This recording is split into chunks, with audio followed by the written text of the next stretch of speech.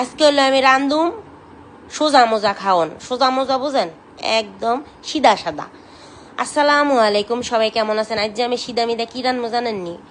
দুন্দুল দিয়া হিলং মাছ দিয়া।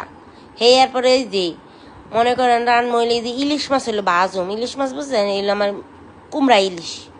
মনে করেন এই যদি মনে করেন হোয়াত করে ভাজি করে খাওয়ান যায়, একবারে ইলিশ মাছ এক সার ইলিশ মাছ এই গন্ধ আহে। এরপরে দেখেন হিলং মাছ রান্ধনের লেগিয়া এই যে কড়াইয়ের মধ্যে তেল পেঁয়াজ দিয়া হলদি মরিচের গুঁড়া একটুখানি পানি দিয়া এরপরে মনে করেন ঘুরাইয়া লাইরা মনে করেন কষাইলুম। দিলাম একটু ধনিয়া গুঁড়া, জানি ভালো একটা গন্ধ হয়।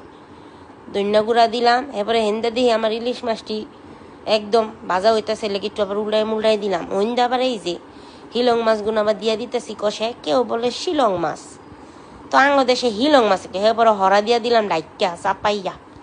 এবার হুন্দা আবার আমার মনে করি ইলিশ মাছ বাজারটি হইতাছে।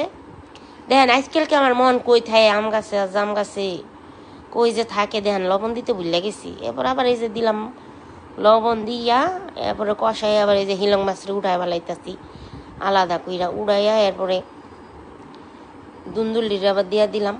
দুন্দুলে একসার পানি ওঠে, আমি কোনো রকম একটু পানি দিছি, দেই পানিয়ে হুড়ে গেছে কি আর মুখন। এরপরে ওই যে দেখেন আবার কি টস করে আমার এই যে কুমড়া ভাজা ইলিশ মাছ আর কি যেটা আমি বানাইলাম। এরপরে দেখেন আবার এই যে হিলং মাছ দিয়ে দিলাম। এই দেখেন 5 মিনিটে তরকারি হয়েছে, একটুও পানি দেয় নাই, কিন্তু পানি জপ্পর হয়ে গেছে গা। তরকারিটা খাইতে কিন্তু অনেক মজা হয়েছে। এরপর আবার মায় খাইব হইলো কি আন্ডা দিয়া দুন্দুল ভাজি। তরকারি রান্ধম দুন্দুল দিয়া হেইয়া খাইব না, কয় আমার আন্ডা দিয়া তুই দুন্দুল ভাজি করে দিবি। আমি কইলাম ওইল তো দি মনে। এবারে এই যে দেখেন আগে থাকতে এইবার নুন দিতেছি, আগে তো নুন দিতে ভুল লাগেছিলাম, এইবার আর ভুলি নেই। এই যে দেখেন 2-3 গা আন্ডা মনে করেন এর মধ্যে ভালো করে দিয়া দিম, দিয়া লাইরা সাইডে। এরপরে যে দেখেন দুন্দুল দিয়া দিলাম, দিয়ে ট্রেনে হলদি গুঁড়া দিতেছি, কারণ হলদি গুঁড়া না দিলে তো কালারটা সুন্দর নেই। যে দিয়া নামাই লাইছি, হয়ে গেছে আমার।